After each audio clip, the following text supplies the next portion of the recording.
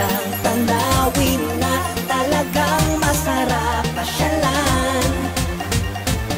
Wala ka nang hahanapin pa, kaya tara, sumama ka na. Sama na sa Samar. Tayo na